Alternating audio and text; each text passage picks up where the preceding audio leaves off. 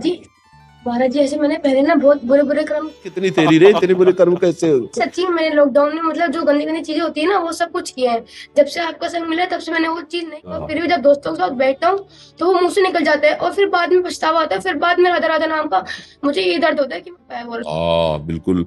वैसे बहुत अच्छे बच्चे हो, पर इतनी, और यही तो मैं आश्चर्य होता है, इतनी अवस्था में बच्चों में गंदगी जो आ रही है, बहुत गलत। मुझे किसी दोस्त ने बताया था। ऐसे दोस्त दुश्मन। बच्चों को जानकारी बचाव पक्ष में दी जाए तो बहुत अच्छा है, छोटे छोटे बच्चे हैं, लेकिन अगर बच्चों को उत्साहित किया जाए इसके लिए तब तो बहुत मतलब नकारात्मक सोच आ जाएगी ना हमारे समाज। अब ये हमारी समाज की नई पीढ़ी है, अगर ये हमारे राष्ट्र की ये नई सेवा पद्धतियों की, इन्हीं में एमएलए बनेंगे, इन्हीं में फौजी बनेंगे, इन्हीं में पुलिस बनेंगे, इन्हीं में चोर बनेंगे, इन्हीं में दुष्ट बनेंगे, इन्हीं में साधु बनेंगे।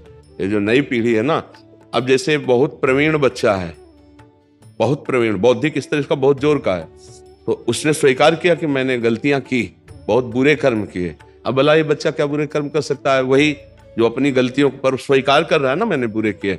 अब इस बच्चे को कैसे पता चला कि ये बुराई, ये क्या क्रियाएं हैं?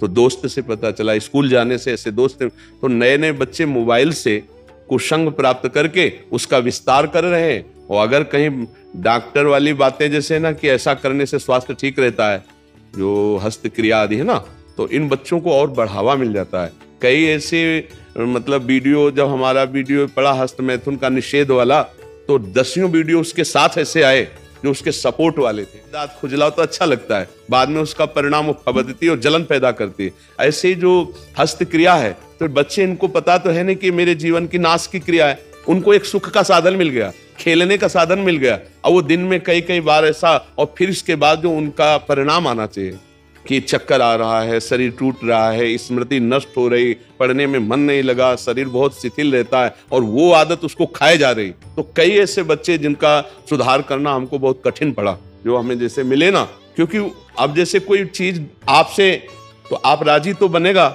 लेकिन ये अपने यहाँ, इसमें किसी के राजी होने की बातें नहीं हस्तक्रिया में। तो ये बच्चे बहुत बुरी तरह, ऐसे करो पूरा मिट जाता है, नहीं मिट जाता, फिर हम नया लिखते हैं।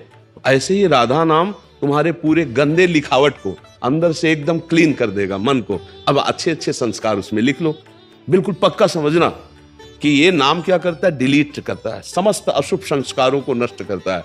शास्त्रीय भाषा में दुर्वासना को मिटा करके सद्वासना को प्रकाशित करना, ये नाम का प्रभाव होता है। तो अब जैसे बच्चे हो तो ऐसा समझो बोर्ड पूरा हमने गंदी बात से लिख दिया, लेकिन जब उस पर उसको ऐसे करते क्या कहते हैं, हाँ, तो उसको जब हम ऐसे पोंछ दिया तो खत्म हो गया ना। तो नाम को आप समझो गंदगी बातें जो अंदर की है वो सब मिटा देगा।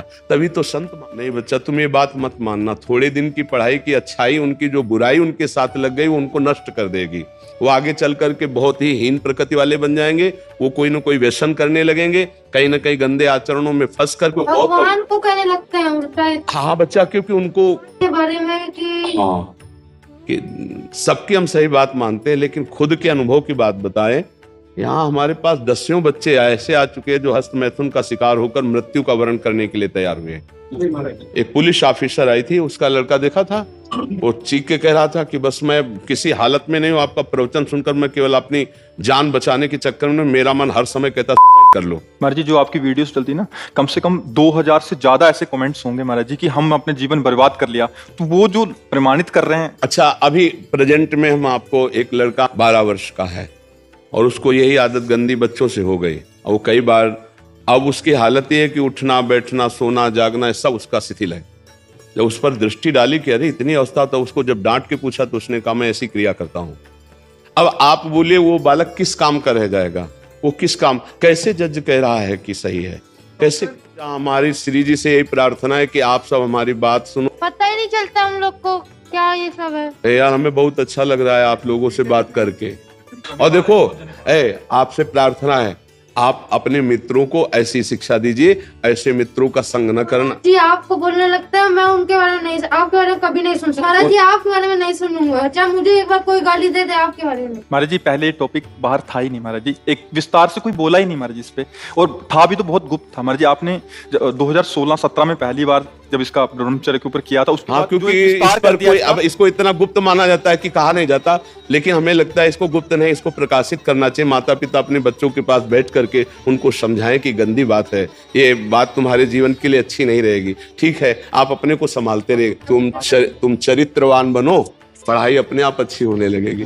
ठीक है, इसको तो रख लो। इनको बच्चों को माला और मेवा का प्रसाद दीजिए। गंदी बात अब मत करना, ठीक है। हाँ, मेरे बहुत अच्छे बच्चे लगे हमें, गंदी बात मत करना। अगर 2 ठीक हो गए ना तो तुम 10 को ठीक कर दो, ठीक है।